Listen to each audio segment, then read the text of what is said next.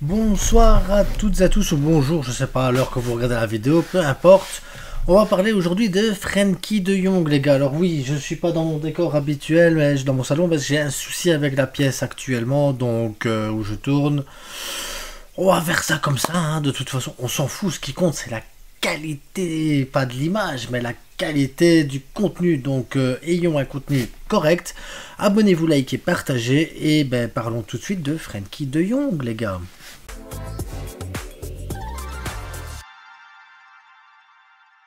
Donc Frenkie de Jong est sorti du silence. Donc je vais vous lire ce qu'il a dit en interview. Donc, et on va réagir à ça, les gars. Donc Frenkie de Jong a dit: les gens parlent beaucoup de savoir si je devais subir cette opération ou non. Tout le monde au club était d'accord que je ne me... Attends, tout le monde au club était d'accord de ne pas me faire opérer, était la meilleure option. Je ne comprends pas très bien d'où viennent ces paroles. Je comprends que les gens soient frustrés parce qu'ils n'ont pas toutes les informations sur moi ou sur le club. Et c'est la vérité, c'est vrai que de toute façon, les seules informations qu'on ait, c'est des informations qui viennent de médias, alors sport et d'autres trucs. Mais bon, on sait bien que quand ça vient de sport, ça sert à rien. Mais il a raison. On n'a pas toutes les informations, on n'a pas sa fiche clinique, on n'a pas tout ça, on sait pas. On sait pas. Donc, je suis resté silencieux pendant cette étape, et puis les choses ont commencé à sortir qui n'étaient pas vraies. Que je ne voulais pas me faire opérer. Alors, ben oui, effectivement, si le club lui a conseillé de ne pas se faire opérer et tout ça, ben, je comprends.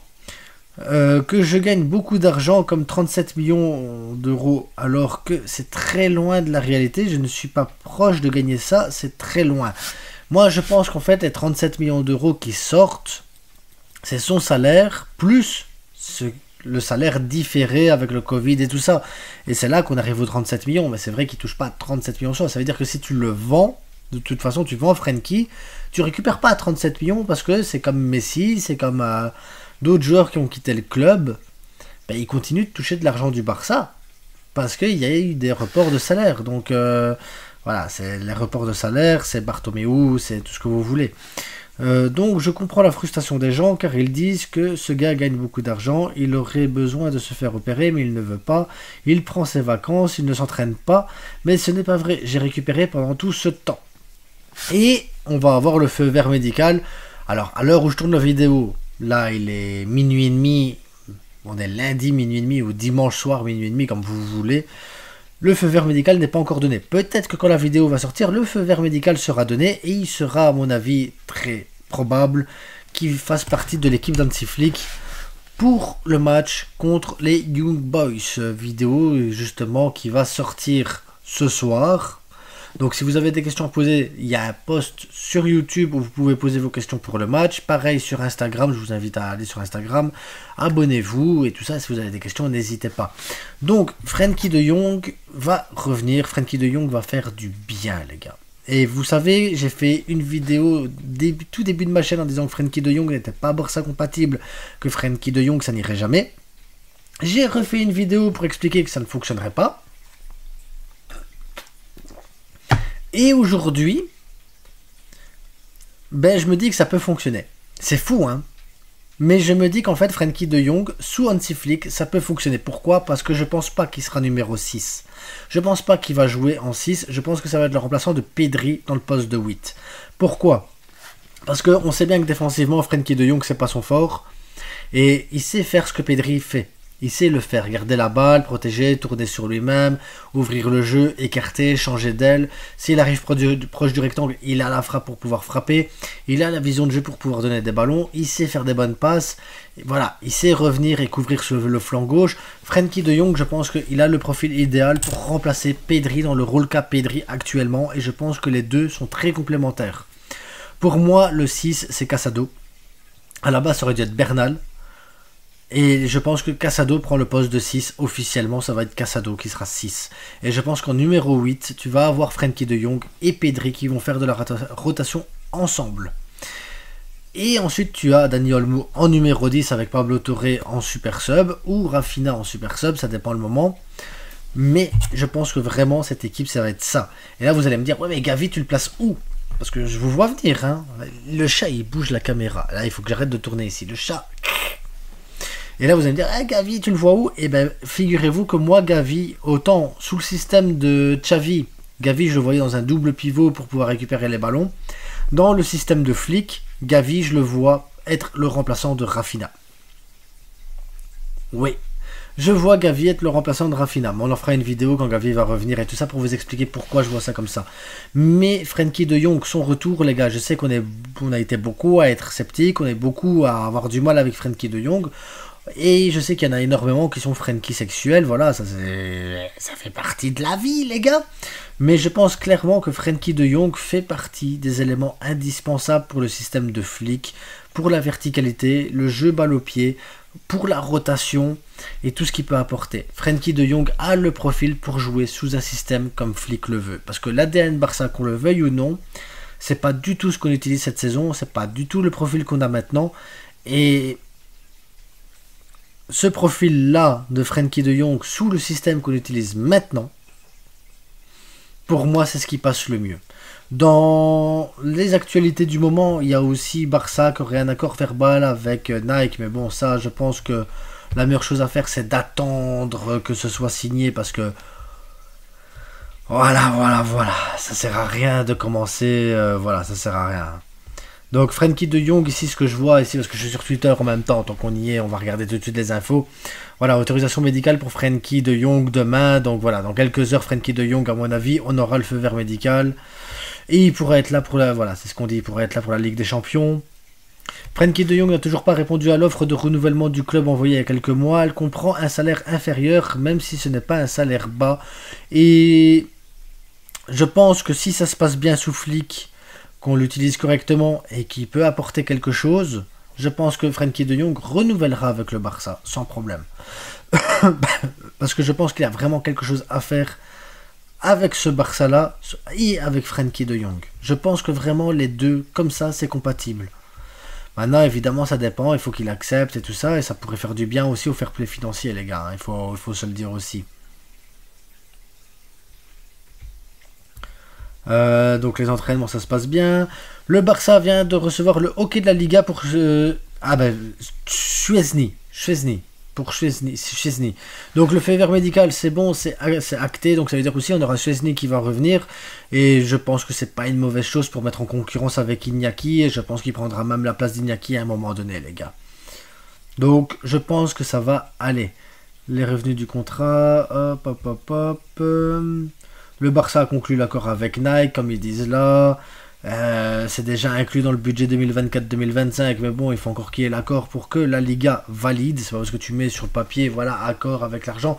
Tant que la Liga n'a pas validé et que l'accord n'est pas signé, tu peux faire ce que tu veux. Tu peux mettre dans l'accord, on va avoir 3 milliards parce qu'il y a des hirondelles qui vont venir nous apporter de l'argent à l'aide de cigognes. Ça ne fonctionnera pas tant que c'est pas signé. Alors, le nouveau salaire de Frenkie de Jong qui est proposé. Attends, le salaire de Frenkie de Jong est de 19 millions. Voilà, on a le site salaire. 19 millions bruts par an, plus 4 millions de bonus. Et effectivement, on est loin des 37. Donc, voilà, oui, c'est bon. Frenkie de Jong, on a compris. Thiago Alcantara devrait rejoindre le staff de Flick à nouveau à partir de janvier, voilà. Donc, il y a une bonne relation entre lui et le staff. Donc, je pense qu'on va avoir le retour de Thiago Alcantara dans le staff. Et je pense que c'est une bonne chose parce que ça se passait assez bien. Frenkie de Jong qui explique aussi qu'avoir 3 blessures à la même cheville a causé un traumatisme mental. Je trouve progressivement ma confiance pour tirer fort. Aller fort, aller dans les tacles. Je serai bientôt de retour. C'est très frustrant pour un joueur qui respire le football.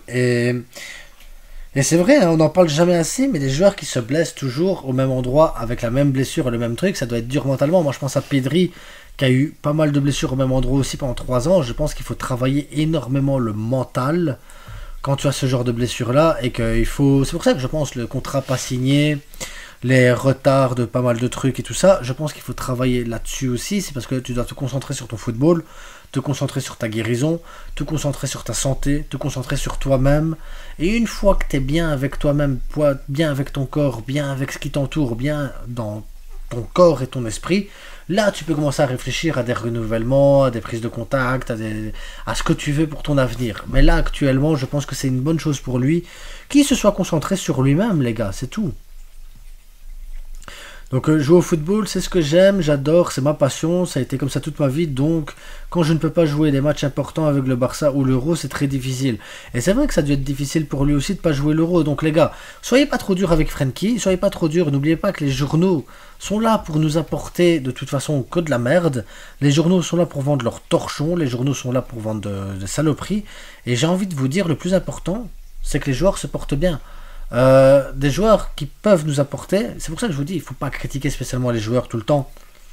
Les joueurs font des mauvais matchs, les joueurs peuvent rater des trucs, les joueurs peuvent être même pas au niveau du Barça, mais les critiquer ça sert à rien parce que des fois ils pourront apporter quelque chose, que ce soit financièrement dans une vente ou en les libérant dans un moment de fair play financier où tu as besoin de les libérer même gratos. Ou même sur le terrain, tu as des joueurs, des fois tu les critiques, tu fais mais ça va pas, ça va pas, ça va pas. Regardez Lewandowski l'année passée, on est tombé dessus énormément et à raison, tout comme Rafinha, hein, à raison. Rafinha l'année passée a été dégueulasse en début de saison et en milieu de saison. Il n'y a qu'en fin de saison qu'il a été bon, mais on s'est posé la question, est-il vraiment brésilien ce gars? Pareil pour Robert Lewandowski, il a foiré tout le début de saison, il a eu compliqué, il a eu du mal à se remettre, il a joué quasiment un an sans être décisif, sans apporter quelque chose de réel. Et là aujourd'hui, tu as un Rafinha monstrueux, tu as un Robert Lewandowski meilleur buteur de Liga. Donc on peut critiquer les trucs, mais il faut pas être méchant non plus, parce que suffit d'un réveil, d'un déclic ou de quelque chose, et les gars peuvent apporter énormément. Et là, avec Frenkie de Jong, c'est la même chose.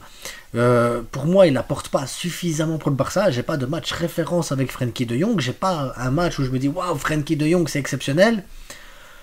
Mais je me dis que le déclic pourra arriver maintenant parce qu'il a eu cette blessure, il a eu ce travail mental sur lui-même, il y a un changement de style avec le Barça et je pense que maintenant il va arriver avec cette mentalité beaucoup plus forte, cette mentalité beaucoup plus sereine aussi de se dire ok, maintenant je vais jouer mon football, je vais profiter des instants que j'ai, si je peux m'amuser et en même temps être décisif, je vais le faire parce que c'est ce que je dois faire, parce qu'à un moment donné tu dois pas passer à côté de choses qui sont essentielles pour toi, c'est l'amour du football.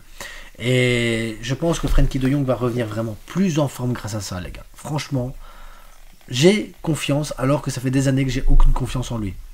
Mais cette fois, j'ai confiance, les gars.